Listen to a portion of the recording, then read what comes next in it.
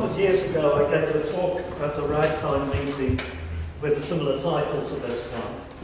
So I slightly apologise for going back to the same topic. But there have been some developments in this since then, which I think are quite interesting. So I'm wanting to update on it. I want to get into a disclaimer right at the beginning. The idea that the dark matter of the universe might be in the form of little black holes is a very non-standard one, and is probably quite unlikely to be right. However, I think there are lots of interesting issues surrounding it, and it's worth 45 minutes talking about it at least. One shouldn't spend one's life thinking about this, but 45 minutes, I think it's okay. Now, since some of you will have heard the previous talk, the first bit of this is going to be stuff that you've heard before, because I've got to give necessary background. But don't worry, I'm going to get to new stuff by the end of it. Okay. Now, we have a minimum mass for naturally forming black holes in the universe. And that minimum mass is about 2 to 3 solar masses, and it comes because of a rising neutron matter pressure at high densities, which stops a burned out stellar core collapsing to form a black hole if the mass is less than 1. So that is the minimum mass for black holes today. But it was different in the past, in the very early universe, when matter was behaving differently. And when I'm saying about the very early universe, this is really the very early universe. I'm talking about the time before quarks became confined within hadrons. And this is at about 10 microseconds after the Big Bang. So this is really seriously early. I'll be orienting a bit as I go on in these slides for what happens before and after this. At that time, all of the relevant particles that were around, more or less, were relativistic particles. And it meant that they had effectively zero rest mass. I'm not going back to that very, very early times. I'm talking about a bit before this confinement phase. And things were simple then, in the sense that the equation of state was the equation of state for relativistic particles, or photons. Its pressure is 1/3 of the energy density. Now, there are some particular features of this. That sort of equation of state doesn't have any intrinsic scale to it. It's different from the equation of state of water, of air, of things we have around us, which do have characteristic scales in it. This has no characteristic scale, at least under the circumstances that I'm going to be talking about. And it doesn't stiffen when it's compressed. It stays with that sort of soft equation of state. In other language, in terms of polytropic index, this is gamma equals 4/3 matter. So that's soft. And under those circumstances, it's possible to produce lower mass black holes. Now, what was the universe like at the time of the quark-hadron transition, when you had confinement of quarks within hadrons? As I said, we're a few microseconds after the Big Bang. Typical temperatures were about 10 to the 12 degrees. And this is 100 MeV. The densities were about 10 to the 15 grams per centimetre cubed. The horizon scale was about 10 kilometres. Now, you may notice some rather familiar numbers coming out here. 10 to the 12 degrees, 10 to the 15 grams per cc, scale 10 kilometres. these are the numbers that you have for neutron stars also, well, temperature for one when it's born. So that's the sort of matter that we're talking about. And that moment when the quarks first became confined within hadrons, and leading on to having neutrons and protons later, this is the moment when our universe began. Before it's all very exotic stuff. But after that stage, it starts to be our universe. Here, we're going to be looking back to the time just before that. This is a well-known picture about the evolution of the universe, which is very often shown. I want to point out that the timescale that we have here is being measured as a linear timescale. I'm going to have a picture in a moment that will have a logarithmic timescale, which can be more useful for our purposes. But this is the linear one. This is measuring it linearly in years. Out here, you have all of the stuff that we know about the development of structure in the universe. Back here at the beginning, this is the last scattering surface, where you get the CMB coming from. After that, you have the Dark Ages, when not very much seems to happen about the formation of structure. And then you have the first stars coming in here. Everything that I'm talking about the formation of these little black holes, is happening back before the last scattering surface. So it's all in this bit that you can't really see there. Just as a comment on the way, you notice that at the bottom they've put Big Bang expansion. They're not putting an arrow pointing to there, saying that is the Big Bang. And in the opinion of many people now, you should never do that. Because the real Big Bang expansion is not happening right there in the singularity. It's happening after that. It's happening with the time of inflation and the expansion of the universe that happens after that. So really, at least in the view of a lot of people, it's quite wrong to talk about the singularity as being a Big Bang. It's what happens after that that's really the Big Bang. Okay, but I said that what I'm interested in here is the part really at the beginning. So I need a different scale for time. And it's very convenient to use a logarithmic scale for time, so that the bits at very early times get stretched out, and you can see these. And this is a picture that has been used by the people of LISA, which has now become ELISA. And ELISA is a spaceborne experiment looking for gravitational waves. At least it's one that we hope will be looking for gravitational waves sometime, possibly while I'm still alive. The timescales for this seem to stretch out and stretch out. But I hope I will still be alive and conscious to hear some of the results from this. Now, the reason that the LISA people were wanting to give some focus to these very early times is because this experiment has some chance of seeing signals directly from these very early times. It's the only way that you can get signals from those very early times. You can't get electromagnetic signals because the universe back then was optically thick. The only way that you can get direct signals coming out from these early times is by gravitational waves. That's part of the great excitement of this mission. Now, you'll see here a list of different eras in the life of the universe, and we're out here. And going back in time, here you have the time of galaxy and star formation, recombination era. Before that, you have the particle era, going back to the time of nucleosynthesis. Before that, they've marked this previous section, the electroweak era.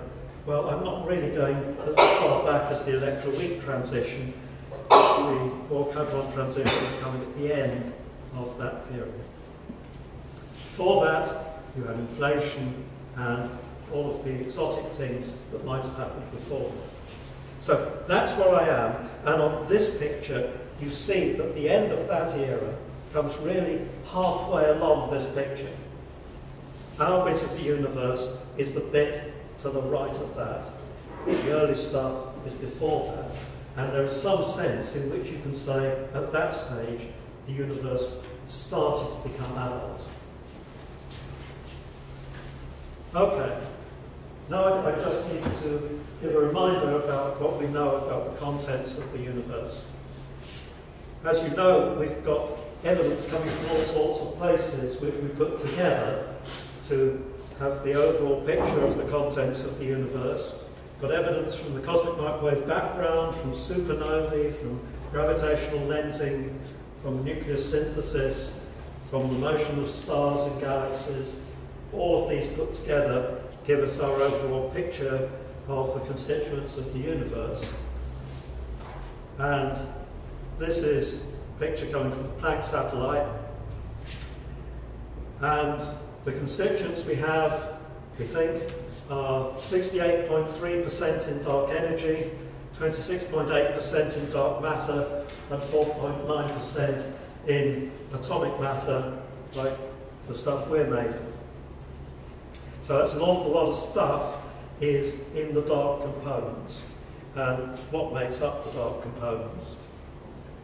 And these are the standard answers. The dark energy used to be thought of as a cosmological constant, lambda, and still that language is used. That may be the complete story. It's a cosmological constant, that's it. But there are some problems that people have with this, and the ones which are always quoted are the coincidence and fine-tuning problems.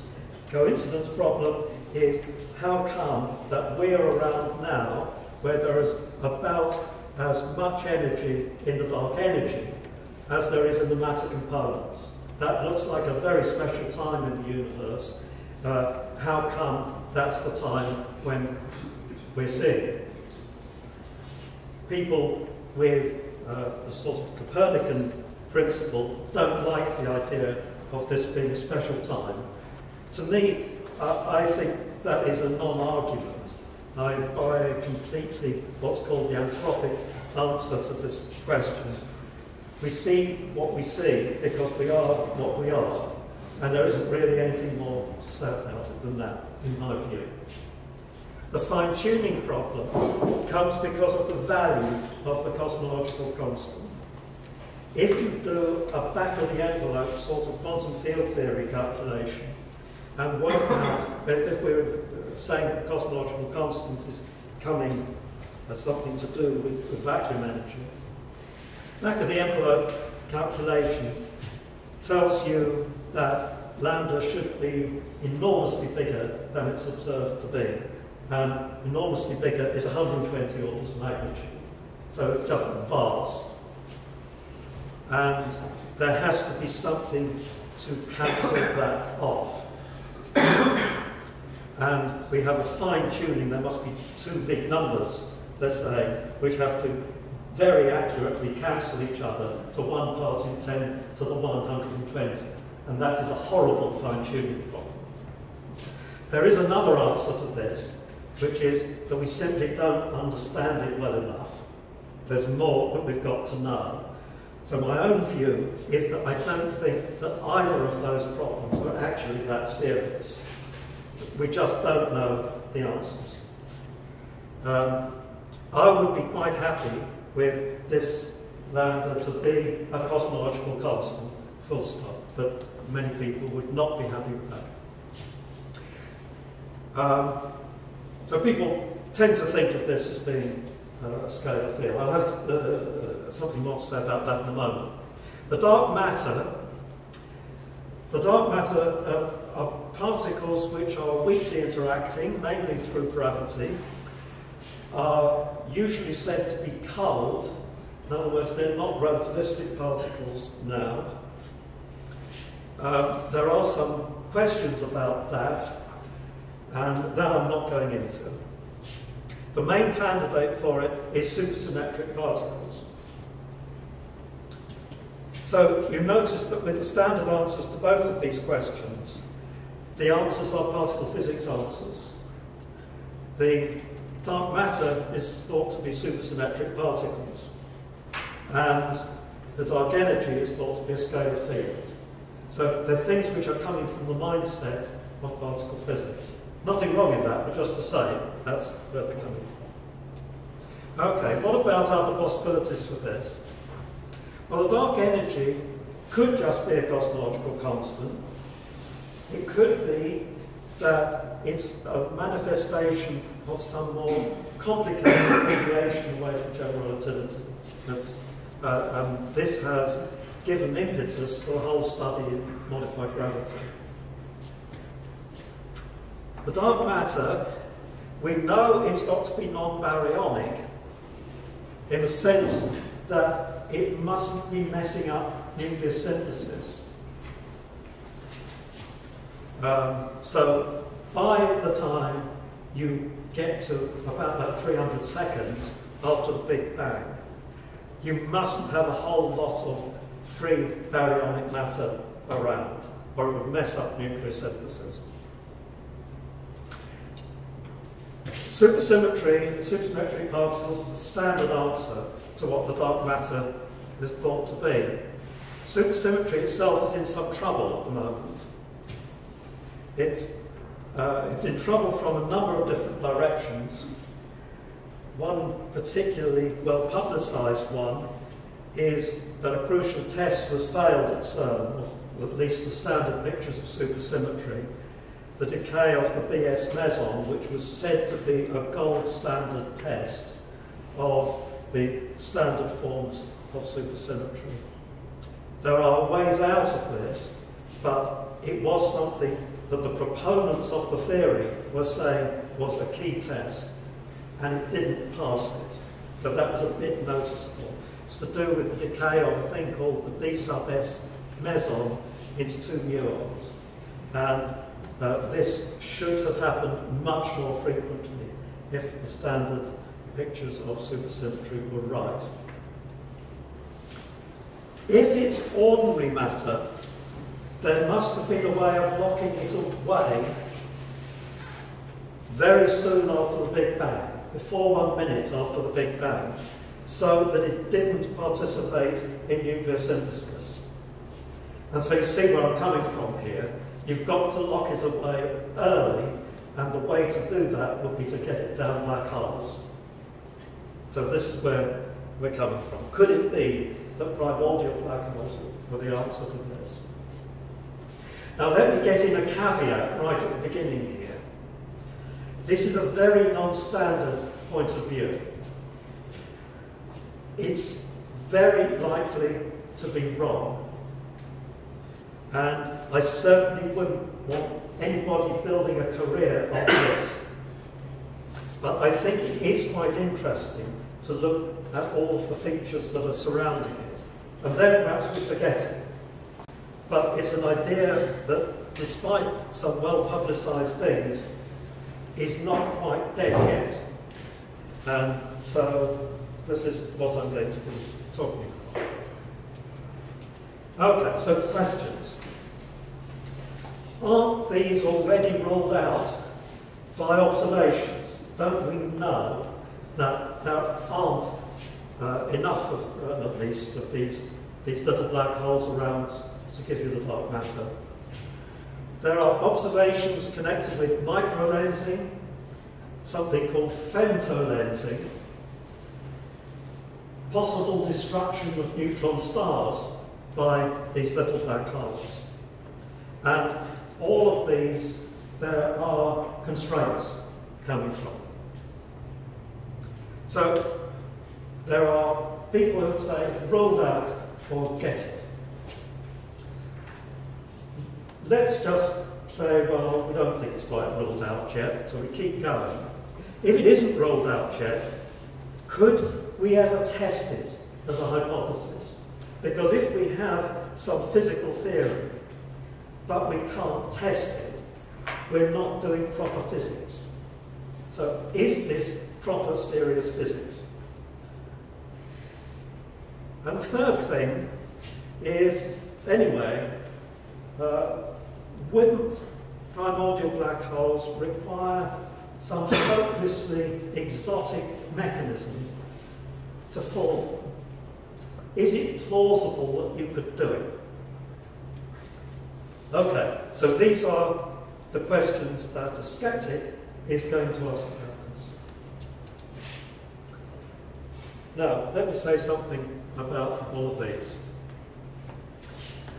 First of all, microlensing. This is gravitational lensing.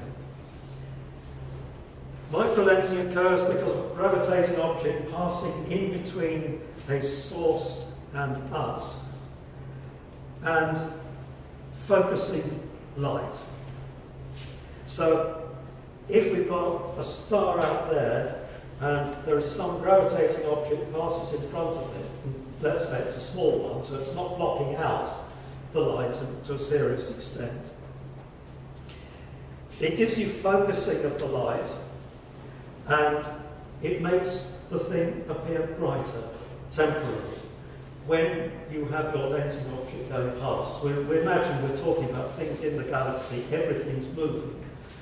And in particular, if you have small lensing objects going through the galaxy, they're going to be moving with respect to the background. So we've got one of these going across in front of the luminous object, and it gives you a brightening when it's sitting along the line of sight in between us and the source. And this is something you can look for. There have been very, very extensive studies for this sort of thing. There was the first wave of these that came from the Macho and Eros collaborations. And this was for surveys of microlensing of stars in our galaxy. And they have given some serious constraints on lensing objects in our galaxy. More recently, we have the Kepler mission. Kepler mission is not looking for this sort of thing at all. It's looking for exoplanets. But it's turned out that because it's looking for planets moving across in front of stars, it's also good for doing this and has given the tightest microlensing constraints also for dark matter, which is a surprise to me when I heard this, but they are in shape for doing this. There's been a very exciting paper from that team about it. And the constraints are going to get better with time. Okay, so if primordial black holes are the dark matter, they could potentially show up in this way if they have sufficiently high mass to do it. In 2000, there was temporary excitement when it was suggested that there was a serious population of half-solar mass lenses in the direction of the Large Magellanic Cloud. This is something which has gone away with time. The reason why half-solar mass is such an interesting figure is that it's roughly the horizon mass at the time of the quark hadron phase transition. So if you expect that you might form little black holes with the horizon mass at the time that you're forming them, more or less, then this comes in right on cue. But it's turned out that more of these objects were not found, and while there certainly were some half-solar mass lenses in that direction, this is not the dark matter. So that has gone away. There was a paper by Marek Abramovich and colleagues in 2009 which was summarising the constraints that you have on the mass of possible little black holes that could form the dark matter in the galaxy. And let me stress, we're talking here about the galaxy. We're not talking here about the universe. We're talking about measurements in the galaxy. Well, the galaxy has dark matter too, which we think is the same sort of dark matter that you have on a larger scale. Now, when you, so what we've got here is this is the allowed fraction of the dark matter that could be in the form of little black holes. This along here is the mass of your little black hole. Well, some of these are actually not so little. And so if you want to make all of the dark matter out of these little black holes, you need to be along that line there. So you've made a fraction which is 1 of all of the dark matter in the galaxy.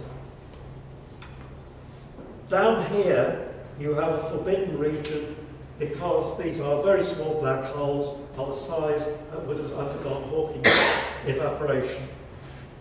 And so we know that those either could not be around now because they would have evaporated by now, or for ones which are nearer to the threshold, they would have put too much high energy radiation into the universe at an early time when they evaporated. So this had ruled out this range up to 10 to the 17 grams. Further up, this is the region which is ruled out by the microlensing observations which I was talking about earlier. They have plotted on here Eros, and that show gives you roughly the same. So that gives you an upper limit of 10 to 26 grams. Right up here, there are things that come from the microwave background, but that is on a much larger scale, and we're not concerned with that.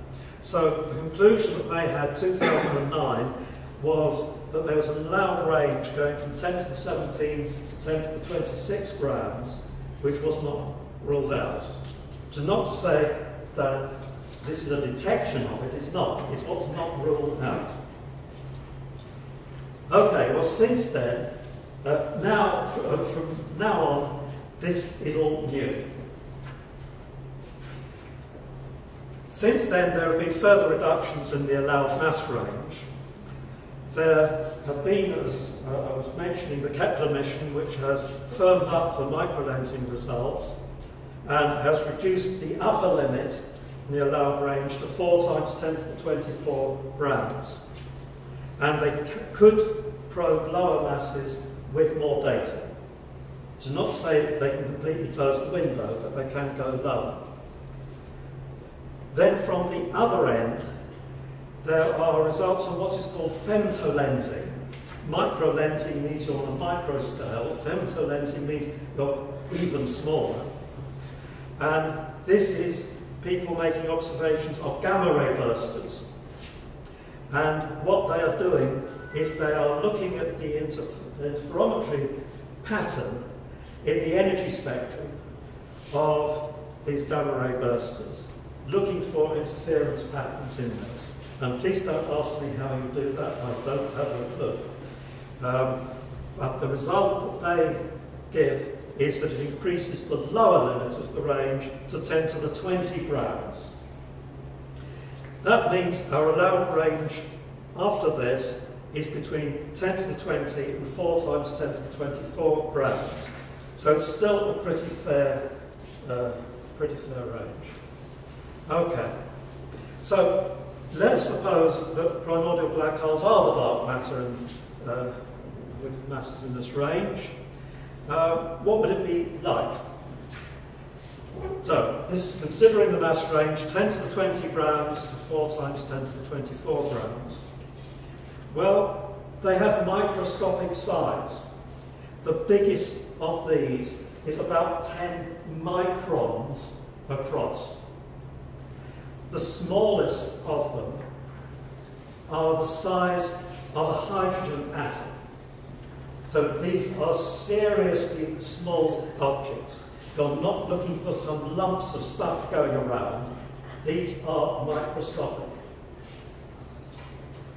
The number that we have in our galaxy, if we're going to make up the dark matter from these, and this is of course spread fairly uniformly through the galactic halo, is you have somewhere between 10 to the 20 and 10 to the 25 of them in our galaxy, depending on what mass they have. Now that sounds like a very large number, but it doesn't look so large when you ask a different question. Say, what is the characteristic distance between these objects? Well, the characteristic distance, if you take the lightest of them, is more than the distance between us and the Sun. So for the lightest ones, you'd be looking for something the size of a hydrogen atom that is 10 times further away from us than the Sun. This is not a high density of objects. To give another scale that's relevant here, the distance to the nearest other star, 4 times 10 to the 18 centimetres. If we're talking about the more massive ones in this range, the nearest one is a fair bit of the way out to Alpha Centauri. These things are not going to encounter each other very often. A question, what might rule out this remaining mass range? And there's been a flurry of excitement about that in about the last year. And the key issue is this one. Could primordial black holes be assassins for neutron stars? Could they hunt them out and destroy them? There's also a similar thing for white dwarfs. Now, the background of this is the following. If you have a black hole, and I'm giving the party line here. This is not my line, it's their line.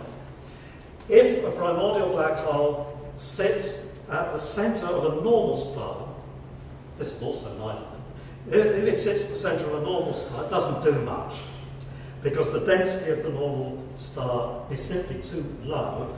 You get very, very slow accretion, and the ordinary star doesn't notice it, if you're talking about this mass range. If it sits at the centre of a white dwarf or a neutron star, it may be more dangerous. And there is the suggestion that it might swallow up the white dwarf or the neutron star on a very short time scale. So you don't see the white dwarf or neutron star in practice if this happens. And the suggestion is that one could then place constraints on the number density of primordial black holes from the continuing existence of old white dwarfs and neutron stars. So, how does a primordial black hole get itself to the centre of a white dwarf or a neutron star? You might think that's what I was saying earlier. It's rather implausible that it would happen. So, how might it happen? Now, there are two competing teams who have very different points of view about this. One is led by a man called Capella in Brussels. And there are two different pictures. Both of the teams are involved in picture number 2. One of the teams is involved in picture number 1. Picture number 1, the idea is a normal star starts off being born from an enormous cloud of gas that is covering a very large extent. And so it's much easier for a little black hole to find itself by accident in the middle of this absolutely enormous low-density gas cloud. And the idea is that a normal star forms in a region of high dark matter density, so you have a fair number of the dark matter particles around. And it includes a primordial black hole inside it, essentially by accident, because it's such a big region that the gas is coming from. Given the lifetime of the star, the primordial black hole very slowly sinks itself to the centre, because it is a heavy particle. Actually, let me just make another point about this. I should have said this earlier. For characterising the mass that we're talking about, these sort of masses are the masses of asteroids. We're a bit down from the mass of the Moon. And so this is the sort of mass that we're talking about in that very small region. So we've got a seriously heavy object. An asteroid is going to sink fairly quickly in a star. So over the time scale of the life of the star, the primordial black hole slowly sinks to the centre. The star evolves, and if it's a high enough mass one, it may leave a white dwarf or a neutron star remnant, and the primordial black hole is inside it. So that is picture number one. Picture number two, and this has come from that same team and also from papers by Panay and Loeb, is that a neutron star in a region of high dark matter density may be able, over its lifetime, to capture a primordial black hole. I'm mainly going to be talking about that one. And since it builds on an older idea, I have to tell you the older idea, and this older idea is really quite an older idea. It's 40 years old almost. And this has to do with the formation of close binaries by tidal capture. And it kicked off with a paper by Fabian, Pringle and Rees in 1975. And they're not talking about black holes, they're not talking about neutron stars or white dwarfs, they're talking about ordinary stars, particularly in globular clusters. And their idea was the following: is there a way of forming a close binary star that doesn't have to do with the two stars having been born next to each other? That one of them can capture the other one and they go into a close orbit if the density of stars in the surroundings is sufficiently high, as it is in the globular cluster. So two orbitally unbound stars have a close encounter. Their mutual tidal forces near to periastron excite non-radial oscillations in each other. Now, these are just ordinary tidal interactions. But if we talk the language of compact stars, these are the fundamental modes. They're the F modes of the stars.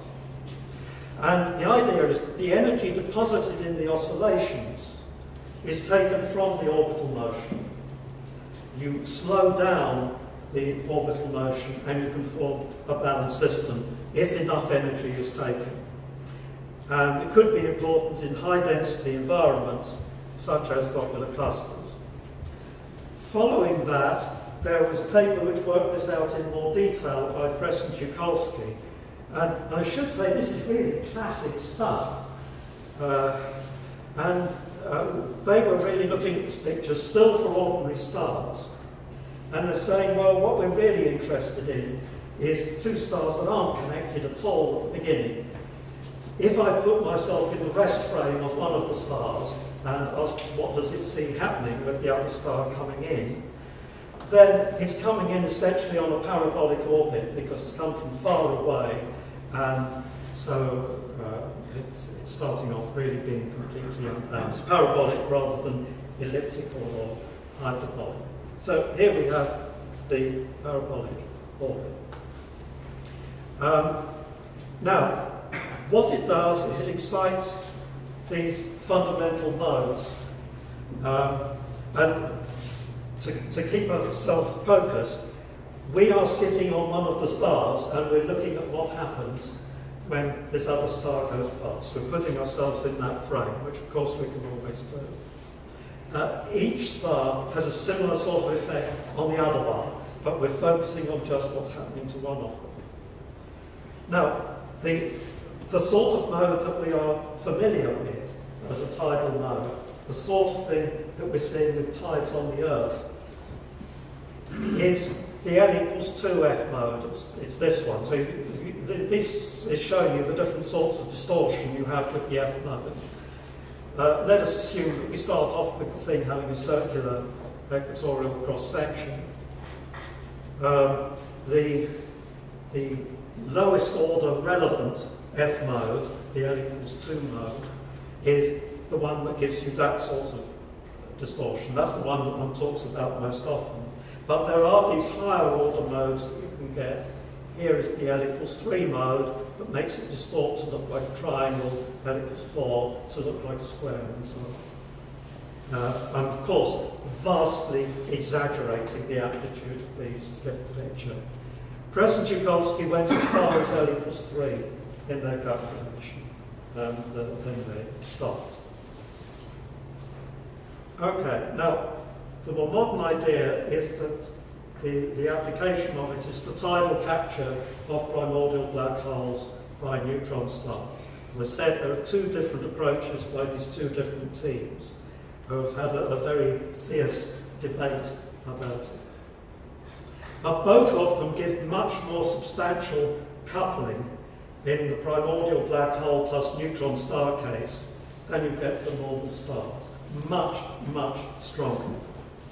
Of course, you have to have the little black hole getting near enough to the neutron star first, and the whole calculation about how that happens, which I'm not going to go into the details of. But it's a much more powerful mechanism than it is for ordinary stars. And it doesn't just lead to the little black hole going on a bound orbit around the neutron star. It actually enters the neutron star and finds its way to the centre rather rapidly in the lifetime of a neutron star. And it sits at the centre. And we're going to focus here on the second approach. And to save Claudio from being nervous, my last slide is 21, and I'm just going on to 18. So, right. Now, this is the argument of Pani and Loeb, paper of this year, because this has been very controversial, and there has been a fierce debate about it. It's gone through 3 different versions, and has changed radically from the first version to the last one, including the main conclusion of the paper. I still think that this paper is spectacularly wrong, but it did get published. It's not a stupid paper, but I don't think it's right. Okay, and this is their party line. Because of the stiffness of the neutron star equation of state, there is a very slow fall-off in the energy going into each of the oscillation modes as you go up to increasing L. This is something that works in a fundamentally different way for the stiff matter of neutron stars. In that they are right, there's not a doubt about that. What you have to do in order to work out how much energy is taken away from the orbital motion is you have to sum the energy over all of the modes that energy is going into. And they demonstrate that you get a formally divergent result. It falls off, the energy going to each mode falls off much more slowly than it would normally do. Press and Joukowsky could end with L equals 3, and they didn't have to care beyond L equals 3. With this problem, you do have to care, and I'm agreeing with this, you do have to care about higher order modes as well. Initially, in the first paper, they claimed that the only relevant cutoff to make, you have to have a cutoff to stop the result being divergent, it's clearly a cutoff somewhere. They said the only relevant cutoff is the radius of the primordial black hole itself. And so they summed modes up to L of 10 to the 10.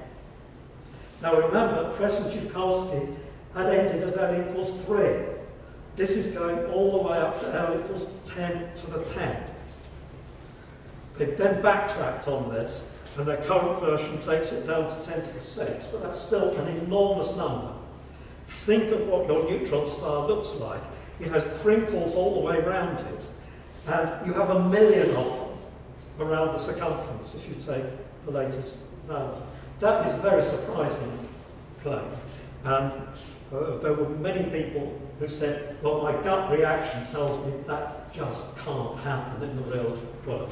Okay, but the way that this works is because you sum over all of these modes, you get this enormously effective tidal capture. The little black hole goes to the middle of the neutron star, and they then say you get very rapid destruction of the neutron star by the little black hole. Despite the fact the little black hole is so small, it can succeed in swallowing the whole of the neutron star. Now, in order to get this happening a lot of times, you have to wait for a long time. But they say, well, typical lifetimes of neutron star, 10 to the 10 years. Over that time scale, if it's, if the object is in a high dark matter density region, then you shouldn't see them anymore. They should have been destroyed. So if you see any old neutron stars in these high dark matter density regions, then that destroys the hypothesis that the dark matter is in the form of little black holes. That's their claim. Now, some caveats. One needs to consider a realistic response of the neutron star matter to these perturbations. Neutron star matter is not simple. It is not a perfect fluid. And you have to consider microphysics. What is the response of neutron star matter? There are serious issues concerning viscosity and causality. You're having a flyby of this little black hole past the neutron star. It's making this perturbation in the time that it's flying past, and it's got to get itself captured pretty quickly, or you don't have the story. And it needs a proper treatment of what is the causality of the way that it can raise the perturbation on the neutron star. And what about the microphysics of the neutron star and its dissipative mechanisms? Can you really form these very high L modes? Because these issues get more serious when you go up in L. And you can see that easily in the case of viscosity, that that's going to be so. Having very short wavelength perturbations, it's very hard to have those if you have a viscous medium.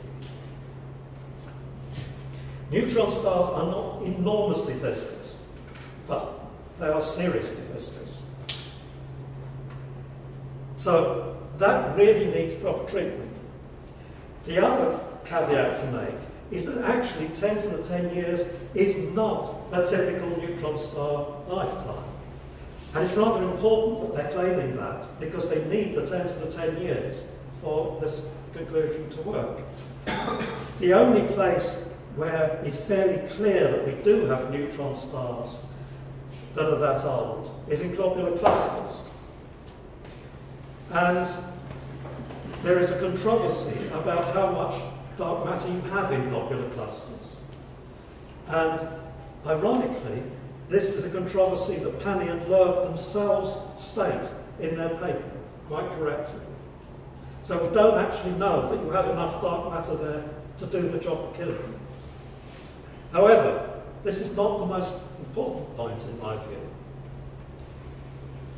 The most important point is, would a primordial black hole at the centre of a neutron star really destroy the neutron star on a short time scale? Is this true?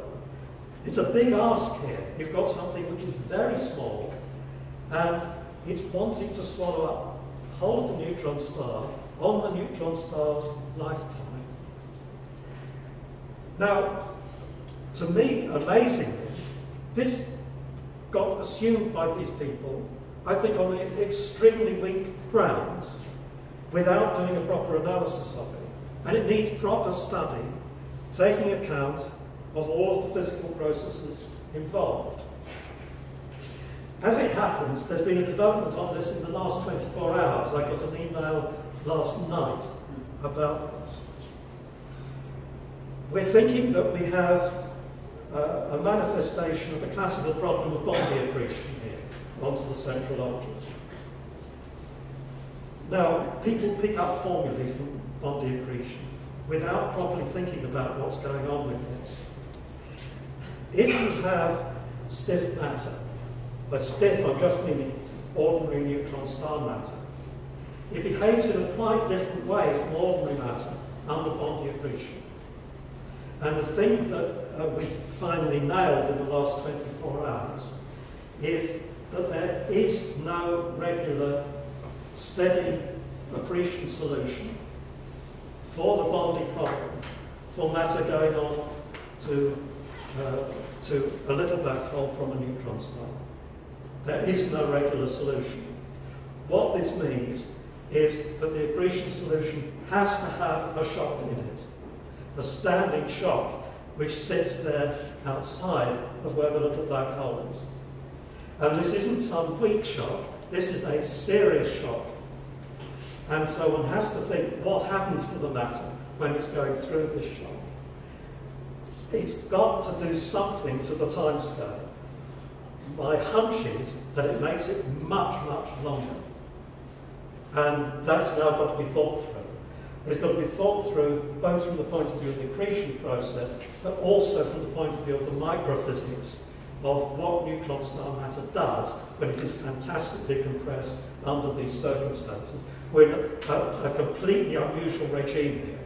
We're talking about matter probably at 3 times nuclear matter density, which is undergoing a seriously strong shock. And one's got to think about all of the physics connected with that. So, conclusions. Having microscopic primordial black holes as the dark matter is not, in my view, completely ruled out by present observations, but the constraints are closing in. Could we test the primordial black hole hypothesis? I think the answer to this is potentially yes. The microlensing hasn't shown it up. But it's precisely this sort of interaction with compact stars that might perhaps show something. For example, one of these hits a white dwarf. If it's a helium white dwarf, there's a potential that it could set off the helium flash. Could this, well, that would be fantastic if it happens in the nearby surroundings. But we have to understand more about how these interactions would work. What about formation mechanisms for primordial black holes? There are plausible mechanisms which I've talked about before in these meetings. But I would have to say that it looks hard to get the numbers right. And this is, I think, a big problem with the hypothesis. Can you actually get the right numbers? Now, there are people who think you can, but I think that's seriously a big ask. The reason that I'm not sort of a great fan of this picture is that I think that is really, really hard. But I don't think it's ruled out. I would sort of like it to be true, because it's a very conservative solution to the problem of dark matter. We don't need anything which is funny matter of a sort that we haven't seen yet in order to explain this. This is absolutely standard stuff. Black hole formation is happening under rather peculiar circumstances in the early universe, but it's structure formation of a form that we understand how that works in the universe. It's a very sort of normal picture. Strange now that here we are in 2014, and we're talking about black holes as being the things that we completely understand. And this is the conservative picture, but we are like that now. So anyway, I talked you through where we are with this. I think this is quite interesting, and there are a number of physics issues that need to be properly looked into with this. At this moment, there are particle physics types who are going away on the problem of what happens to this matter when it's compressed in that way. And maybe it all goes to quarks. You have issues of confinement. You might have a phase transition boundary. There's fantastic stuff in this. There's got to be looked through properly. So that's it. Thank you very much.